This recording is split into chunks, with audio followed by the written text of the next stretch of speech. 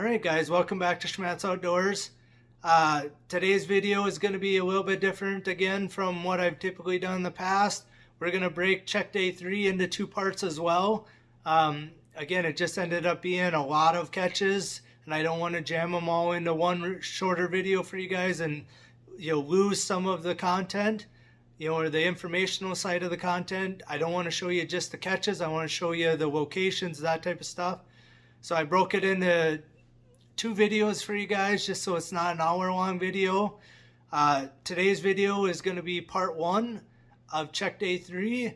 It's basically going to run you through about half of my traps, halfway through the check, and then Sunday's video will be part 2, and that will run you through, when this video ends, through the end of the day. So stay tuned for that video. Otherwise, thanks for watching. We're up and at 'em today. I may be half an hour behind where I was yesterday, or ahead of where I was yesterday. It's only about 8:30 now. It was almost 9 yesterday, which, as you guys seen at the end of yesterday's video, I ended up checking in the dark. So we're tried to hurry up a little bit this morning, but it took a little bit to kind of get things kind of reorganized. My truck was kind of a disaster after yesterday. I had inside my truck, things are just strewn all over the place, so kind of got things cleaned up a little bit in there. I threw a few things out that I won't need anymore. I kind of organized my truck a little better, so I threw in a couple more mink boxes, so I got 4 mink boxes. This crate is empty, but hopefully we got a few muskrats and or mink maybe to throw into that one. We obviously got coyote traps here. We got some 220s in there because I only had one 220 left in this crate right here. So I threw in a couple more 220s. In this one here, it's dog proofs, and then I got the 4 poles I had put together last night. I left put together, like I said. And then what I did for my muskrat sets, I threw a whole bunch of 110s in my tote that I already have my 1.5s in. So I'm down to just 1 tote. Really, by the end of today, or maybe even tomorrow, I shouldn't be adding any more sets, so I actually won't even need to haul this many around, but we'll kind of see how the line goes. Like I said, if I have time towards the end of the line, I may throw some more sets in. So, and then I did throw in a few more poles. I went through the coyote bag, so I filled up my peat moss and my urine. My Hiawatha Valley bait was empty, so I put a new one of them in there. Yeah, I think, like I said, kind of clean, so I actually got some room for animals today if I happen to catch something. I think that's about all I got. Like I said, I think we're pretty well packed up, ready to go. I did throw in 3 beaver footholds. So if I kind of have time, I may go put some sets in around where those nuisance ones this spring. So we'll kind of see how time allows when I get, because I'll be probably better than halfway through my line by the time I get to there. So we'll kind of see when I get there, what time it is, if it's around noon or maybe, a little bit either way of that. I may stop in there because it's going to take, even 3 footholds, it's going to take me most of an hour to kind of find spots to get them in there, see if there's sign in there, all that. So an hour to get them set, but you have to remember that it takes you 2 minutes to check them, the next day, unless you have catches, which is, the plan. But, if they're empty, it don't take very long to check them. So it's kind of a one-time, even like coyote sets, it takes you a while to get them put in, a bunch of them put in. But like yesterday, it doesn't take that long to remake them. Hopefully you got catches, when you're remaking them. I doubt I'm going to be adding too many other sets in. I kind of honestly need a little bit of a break today, so I'm hoping I get home in the daylight today. I could put plenty of coyote sets around our farm here, which I have no sets on our farm right now. So, if I get home early enough, I'd love to be able to do that. So we'll kind of see how things go. Otherwise, we'll see you guys out on the line. All right, guys, so I decided to do something a little bit different this morning. The coyote sets that I ended up checking in the dark last night, are kind of a little loop all on their own. It's probably like 10 miles to check 2 locations that have 2 sets apiece, so 4 sets. And I didn't want to risk checking them in the dark again, so I decided to quick check those first, because it kind of makes a loop right back to my house. So I thought, well, if I make any catches or anything as well, I can also dump them back off at my house, so which I will be doing now. Like I said, we'll quick show you what I got here. Good size skunk here. So first or second set of the morning here.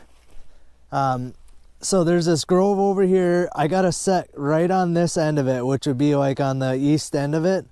And there was nothing in there. And then what I have is kind of a grassy fence row essentially, and I don't even know, I mean, the power poles go through here, so I kind of think that's why they leave it this way. There's like 10 feet or 15 feet of grass, and you see bushes and everything else. So the fox and coyotes run along here, and I put a set right by this telephone pole every year, and then it goes up this way past my truck. There's a road there, and then there's a grove out here in the middle in these trees, and this fence line continues on, and then there's another grove over here that's like maybe a half mile from here. So like I said, I feel like it's kind of a travel way by here, and I almost think when I was making this set, I almost was thinking this is the one that there was coyote tracks here. Yeah, they're right here. Right here, here. There's definitely canine tracks right along the edge of this. So, but I got a giant skunk in here, right here, plugging up my coyote set. So he doesn't really have it tore up that bad. So we'll get him dispatched out of there. Fortunately, like happens probably 50% of the time in a coyote set, he's caught by the back leg, which is not ideal, but we'll get this guy dispatched and we'll move on. Like I said, I got this set and then 2 more that are down the road this way a ways. We're gonna quick check those, and I'm actually gonna drop this guy off at home so he don't have to ride around in my truck all day. But all right, second trap of the morning, first catch of the day. All right, guys. Well, taking care of that skunk turned into a crap show, I'll tell you. He was pretty calm when I first got there, and got my syringe pole out and walked up to him, and I tell you what, as soon as my pole got within like even a foot of him, he just puffed up, and I think he shot right away, but then before I finally got him dispatched, he had shot several times. So I'm not sure if he actually got it on my clothes or not, but he shot it right at me a couple times. So I quick made a loop back to the house, like I said, because those traps are kind of out of the way for the rest of the line. So I made kind of a loop around, and I changed clothes when I got home, and I hung them on the front of my old garage where I kind of hang my pelts when I'm skinning. But I'm on to the next catch, actually. I'm only a few sets down the line. I had one miss. I had a raccoon caught by one toe in a coyote set, and he ripped his toe off, so I lost a raccoon. And then what I am is I'm down in the bottom of this big drainage ditch. Yesterday, on the other side of this, I had the first catch yesterday. The skunk in a 220 was on the other end of this, but I put a dog proof on each side of the culvert. So I had a dog proof right here, and I got one right at the very end of the culvert, and then that 220 is down just a little. But today, I got myself a big raccoon here. Big fat guy. He's one of the bigger ones I've caught, or probably the biggest one I've caught by far this year. But yeah, I just had it. You can kind of see where the creek bottom is right here, and they kind of had a trail right down the creek bottom. So I thought about putting a 220 back there, but I can't see it from up here. But this dog proof I figured I could see, and obviously I could see the weeds down here shaking. I'm like, oh, that's a pretty good sign. Yeah, I would say he's an easy 25 pounder. Kind of hiding, but like I said, we'll get this guy dispatched. I left that skunk at home. Like I said, I don't need to haul him around all day, so, but we're on the line now. We'll throw this guy in and we'll get moving on. All right, guys. First muskrat set of the season. or first two, I guess. I mean, they're right next to each other. So I got a 110 right here. It's still working. And I got a foothold right here. And right here is the tail of what I believe to be a very small muskrat. But that's the first one of the year right there. Gotta start somewhere. It's not the biggest muskrat in the world, but it will do. On the other side of the road, my 110 was set off and my mink box was set off with nothing in either one. And the only thing I think is my mink box went on its own, because those traps, if it goes off, there should be something there. I don't know. There's no way they can really get out of there. And then I have it right on the edge of the water, so if anything was caught and flopped out in the water, it should drown, I would think. So anyway, we'll get this little guy out of here. We'll get this set remade. I got 4 more on the other end of the slough, and we're just getting going on water traps for the season. So all right guys, so to the next slough. So what we got here is a road here, cuts the slough in half, so it's a pretty good, this is actually public hunting. And then on the other side of my truck, there's the other half of it here.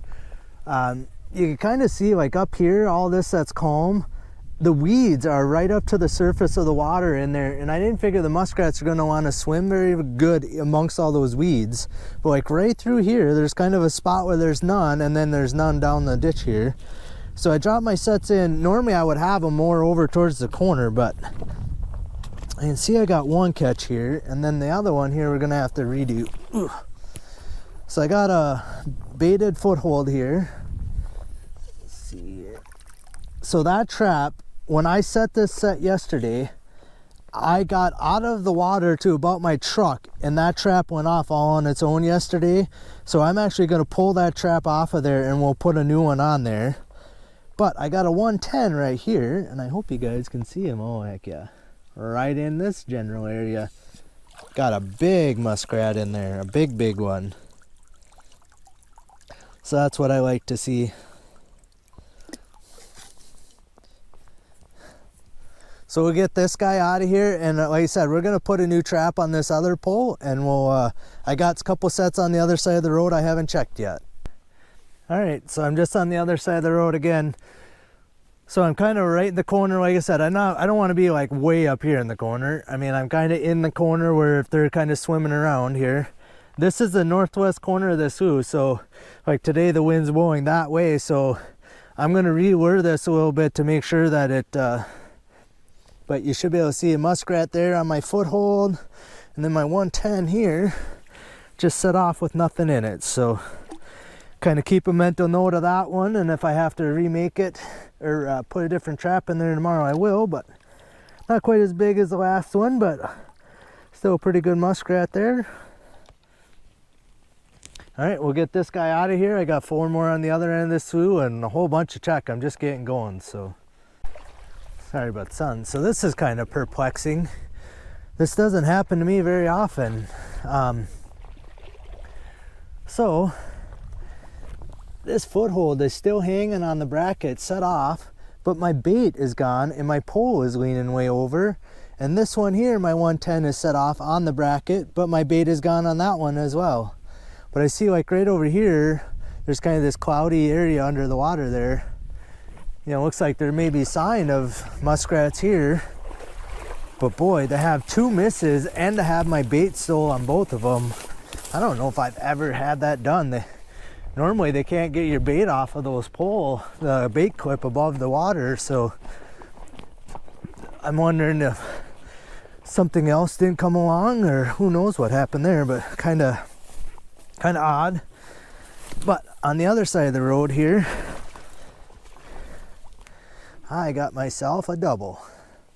So I actually could see right over here, it's tough for you to see.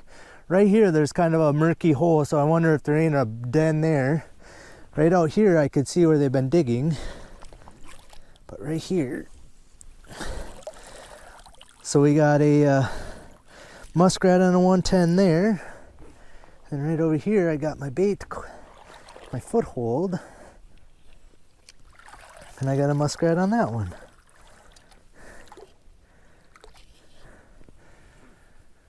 So I guess 4 out of 8 in these sets. That's way better than I even did last year out of this slough. So I don't know, in 7 so far, we're well ahead of last year's averages. So we'll get all 4 of these remade, get those rebaited on that side and get these reset on this side and go from there. Like I said, it's kind of odd that my bait is missing. Because like I said, the bait is up above the water. So, you know, usually like 8, 10, 12 inches. So they gotta like literally get that far above. But the only thing like that one, my trap was still hanging there, so I don't know if they were climbing up on my trap and then stole my bait. So we'll get it rebaited and lured, and hopefully tomorrow the bait thief is sitting there waiting for me. All right, guys, so I just wanted to show, so I got a Hags bracket in the spring of this 110. So I'm running about half of them that have that and half that have the wire clips like the one that other trap is on across the road. But you can see how I'm setting my bait this year. So I just stabbed it on the end of both triggers, where a lot of years I've been like tipping this sideways and then just running it on one wire, the top wire of the trigger. So this, my trap would be turned, you know, 90 degrees here. Let's see if I can do it without setting it off. So normally I'd have it like that with my carrot just on that top wire right at water level, which is how I have the ones on those other clips. That's how I'm setting those up. But these, I'm trying this year running them on the top of my 2 triggers and having my trap setting just straight out. So they're a little farther out from my pole, you know, the bait is and everything, which I don't know if the pole scares them or not. But so yeah, I just wanted to show that. Way I said, I'm trying something a little different there. It worked on this one. The one I had on the other side was caught in one of the ones with the wire clip thing that the trap grabs the wire clip on the pole. So, and maybe I'll show that a little better too here. So I think I misspoke. I think I said I had 7 muskrats already. I think I only have 5 up until this stop. We'll get up on the road and I'll show you a little better. So a couple years ago I filmed otters that were playing around in here. So we got just a little finger of this slough. The big part of the slough is here and it goes way out and around like on the other side of this tree. There's a culvert goes under the road right here. I actually threw my mink boxes up in the weeds right here. I put a foothold set there, and that's a telltale sign of a muskrat right there. So this is the wire bracket I was talking about. Let's see if we can get the muskrat. See, once in a while the muskrats, the trap has this wire snap between the trap and the muskrat, so it can't fall off and drown like I would like. But they're a spring clip from Sun Valley Supply. I'm trying to hold them up. So this wire right here is the spring clip. So then that trap actually sets exactly how it's hanging there. So that's why I have my carrot only on the trigger like that. Because my carrot is setting, you know, parallel just so it's like flush with the water. But as you guys may have seen, I threw a colony trap inside of this culvert right here, and I got 3 nice muskrats in there. Well, I guess that one's a little, but these 2 are really nice big ones, and they got the thing plugged up, so I bet no more muskrats could even get in there. Maybe in that end one might be able to get in, but so we got 4 muskrats on this side of the road. Just trying to get out of this weed here. Okay, and on this side of the road, so here you get a little better idea of kind of what I'm trapping. And then like I said, there's more slough out around the corner. So I have some more sets like up here. On this side of the road, there's actually a approach, cuts this half of it in half. So there's not a lot of water on this side, but it seems like I actually catch more of the muskrats on this side. I think it's a little bit shallower, where this one gets really deep out there. But I got 2 muskrat sets on this side. And it seems very odd to me. See how far over my pole is leaning? It seems very odd to me that it's leaned over like that. We'll grab her here. Well, that might be the cause of it. Got another muskrat there. And this one here, my sugar bead is gone off of that. So we'll get that replaced, but I got myself a little muskrat there. So basically 5 sets in a mink box, and I ended up with 6 muskrats here. So, and I actually could see a muskrat swimming down here.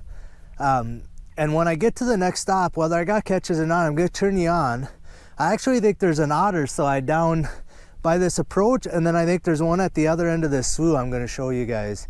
So I actually put a 220 in front of each one, thinking, well, maybe if they come back, you know, it's kind of a long play for an otter, I think, to, you know, whether they ever come back to the slough while I'm open water trapping. But I gotta stop and check all my muskrat traps anyway, so I might as well, I put a 220 on where I think their slides are, or where they're going through the cattails. So I'll kind of show you those when I get to them. But we'll get all these sets remade here. It's gonna take me just a minute here, and piling up the fur now. So like I said, 6 more, so 11 muskrats in the truck. Take that. All right guys, so we're still by the same slough by where this approach cut. So I had those last 6 muskrats were all back there. I got 2 sets on that side of the road, and I got 1 little muskrat in there. But here's the slide. You can kind of see it comes out. Let me get out of here. It comes out right here, but I couldn't really see where it's going into this side of it. But it looks like they got all the grass and everything all knocked down out here. I put a couple muskrat sets out there, but I put a 220 right here, just with the off chance that they happen to want to come back through here. And just step over my... See, it just looks like all the cattails, yeah, they're all knocked down. I didn't really notice any poop or nothing, but both of these are still working, so we're gonna get the cattails and stuff. So there's a culvert right here, goes under the road as well. So I don't know if they could go through the culvert and just don't, or that they're just sitting here playing. But like I said, I don't know. And I'll show you the slide on the other end of this slough, down on the very end of this. But you can see it's a huge slough. It's probably 40 acres of water here, and there's maybe like 10 on this side of the road. And again, I'm just trapping kind of in the corners here is all I'm trapping. So we'll get that one little muskrat out of that other side, and we'll get this one get the stuff moved away from my sets here, the cattails that have drifted up here, and we'll get moved on. So I guess I decided I'd film it for you. So I'm still right here by this approach. So right there's my muskrat. He's pretty easy to see. This set over here, my bait is gone, but it's the whole pole looks like it's pushed in the dirt farther, but I'm gonna my whole trap's like 6 inches below the water on that one. So we're gonna pull my set up on that pole, but there's a nice muskrat right there. He's one of the bigger ones I've caught, I guess. Guess I could actually pick him out of there for you. He's a nice big guy. So that makes 7 out of this slough now, so that's pretty good. It's better than I thought. Like I said, I kind of sat in the spots where I had a good inkling there'd be some muskrats this year. You know, I have sat these year over year, but I was a little worried that some of these other sloughs, there won't be any muskrats in. Like the next slough I have to check after this one. I mean, I got some on the end down there to check, but after this slough, I kind of put them in there as feeler sets. Probably the next maybe 3 sloughs, honestly. So we'll give them a few days. If I make a catch, we'll leave them. If I don't, we're gonna pull them out of there. So one thing I noticed too, this rock right here is just covered in muskrat poo on the top. So, you know, that's always a good sign. You're right on sign if there's a rock like that where they're pooping on it. So we'll get this guy out of here, and we'll get this other set fixed up a little, and we'll move on. All right, so I'm on the other end of this slough. Like I said, now you can really see how big that slough really is there. And then this small part. But what I found, so I actually walked out over this way this year and put my sets right here where I wanted to. I seen there's this trail in here. It goes right in, and I have my 220 set right here. It's not very far in there, but it goes, this little trail gets pretty thick, and it goes right down into the water. And I haven't checked any of my muskrat sets yet, but then it goes over here. Oh, pheasant just got up right there. Where is it? Right here. Look at how the slide comes right here, and they got all the cattails and everything all knocked down in here. So again, I didn't walk on there. I didn't do anything with their slide. So I actually put my sets over this way just a little to kind of stay away from their slide, leave it natural. Both of those traps are set off. my carrot is missing off of both of those. So again, a bait thief. Both my carrots gone, traps set off, nothing in them. That's not how you add fur to the truck. Ooh. Then over here, let's see what we got.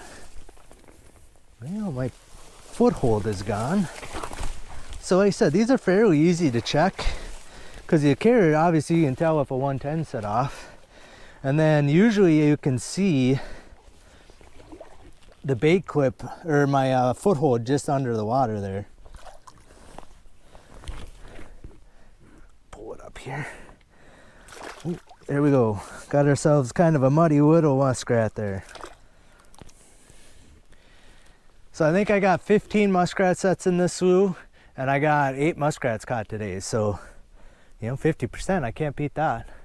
My average is actually up pretty decent right there for compared to last year. But all right, like I said, I just wanted to kind of show you that otter stuff. So I'm gonna be trapping, like I said, maybe till Friday, especially because I'm making some muskrat catches, and then I'll be pulling those sets. If I don't catch one by then, I'll just pull my trap, but hopefully they come around by then. All right, guys, I'm to the next slough here. So this is one of the ones I wasn't sure if there's gonna be any muskrats in. So this slough is probably like 60 acres or something. It's really big. There's kind of a little bay up in here, and then there's actually a couple little islands kind of right out here in front of me. And then the main part of the slough is over that way. And then obviously the road cuts in half, and there's a bunch of water on this side. Last year, this whole slough was completely dry. The year before, I had sets along here, I was catching like 8 a day every check on these. So what there is, there's just this big culvert going in the road. So I kind of thought if there's any muskrats in here, they're going to be focused around, because I did catch a lot of muskrats right here by this culvert. So I put 2 sets on this side of the road, 2 sets on that side of the road. So the 2 on the other side of the road are still working, and then I dropped a mink box in right here just in case. But both of them on this side of the road are actually set off. That's kind of interesting. It almost looks like mink poop right there. But I got a 110 here, but I actually see I got a muskrat. I mean, it's not a very big one. So yeah, I don't know if there's gonna be too many in here, but we'll leave these sets for a few days. Like I said, you know, if I keep catching one here or there, I didn't really see too much other sign. I didn't see no huts in here this year, so I'm not gonna probably add any extra sets here. But if I keep making a few catches here, I'll keep driving over here. Otherwise, it's like 2 miles out of my way to come check these. So like I said, and then that foothold over there is actually set off, so we'll get both of these remade here and we'll get moved on.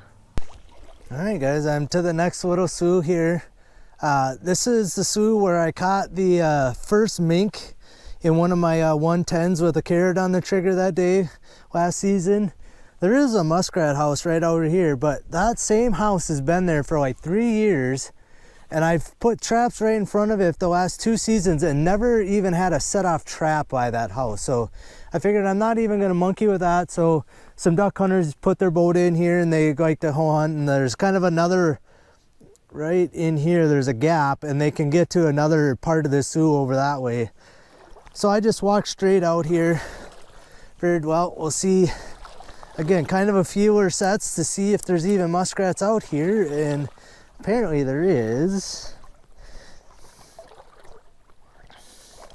because you guys could see I got one floating right there in my 110, caught right by the head, and then this pole set is turned, and we got one right there in my foothold too. So again, these were kind of fewer sets, because other years there's been like muskrat houses up like all over out here, but again, the only one I see is this one, and it's like half the size it was last year. So I don't know, and the wind was blowing that way last night. Now it's kind of blowing across this slough, so I don't know, we'll get these 2 out of here and we'll move on. Like I said, and I got 2 more basically like the next slough down the road, which is only a couple hundred yards here. We'll see if there's anything in those. Those, like I said, are hit and miss. Some years I do good in them, and the next years I don't catch nothing. So that's a deeper slough, so it shouldn't have froze out, or, you know, it always has had water in it. So we'll see. Well, like I said, get these 2 out of here. We're catching way more than I thought. Thought if I got even 50 for the year, I'd be doing good, but we're like at 15 now or something like that, something close to that now. So it might only take me a couple days to get to 50 this year. And like I said, I ain't gonna go super hard at them this year. You know, if I get my 50, we're gonna kind of decide whether or not I want to pull like those last ones I just was checking. You know, if I get to 50, I might just pull those out of there. Anyway, because I don't want to catch every muskrat out of that slough. I kind of hope they repopulate down there. So, all right, enough jabbering. We'll get these out of here, get to the next sets. Boy, I tell you what, at this rate, we probably won't be setting out those beaver sets today. Man, I guess I've checked one more yard full of traps, you know, a couple coyote traps, some raccoon traps. Nothing there, but I'm back at that hobby farm. So here's the hobby farm. The first check, I had a raccoon in here. Yesterday, this trap was dug up. I thought it looked like something was caught in it, but I was seeing like these weeds here, you know, and it just from looking at it from the road over here, it looked like I had something caught. But today it was pretty easy to see.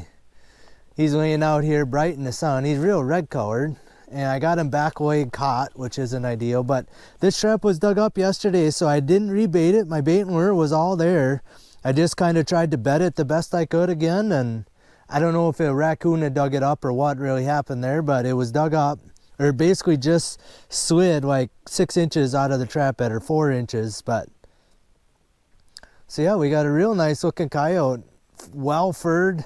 That was something I was going to mention yesterday too. So none of them have looked rubbed or anything like that. I mean, they're semi-heavy coyotes because I'm catching them fairly early here, but they all looked actually really nice. So I'm surprised he's just laying here. I don't know. We'll get this guy out of here. Like I said, I got another set down and around the corner that I had caught 2 raccoons in a row over there. So you never know. Maybe I got a double here, but we'll get this guy taken care of and we'll just move on. All right, guys, we're basically to the next location after I caught that coyote. What we got is a pretty good sized slough on this side of the road. You know, and only just a little finger of it's on this side of the road. So in here is where I had the 2 raccoons caught the first check. I have some muskrat sets over here that had nothing, a mink box over there that's got nothing. I got 2 muskrat sets out here that have nothing. But I have kind of an interesting set here that I want to show you guys, and I got a catch in it. So there's a culvert comes under the road right here. That's why my mink box is on the other end. But they got a trail, comes right here, and you can see they cut like a groove through the mud swimming up here. So this was literally just a blind set, and I got a muskrat right here. All I had is just a 110 with the trigger sticking up kind of in a V like that, kind of blocking off this little channel right here. And you can see, I mean, he is not big. We got him suitcase caught in a 110. So again, it was just a trail set basically, or a blind set where they made a little trail through there. I'm gonna get this little guy out of there. We'll get it reset. I got 2 more on the other side up there I haven't checked yet, and we'll get moved on. All right, guys, thanks for watching part 1 of check day 3 of my Minnesota Trapline. Stay tuned for Sunday's video, which will be part 2 of this check. If you guys have any questions, comments, anything like that, please leave them down below. Share the wealth. Let other people know about my channel or any other hunting and trapping related channel. We all can use all the support we can get. Otherwise, we'll see you guys out on the line tomorrow.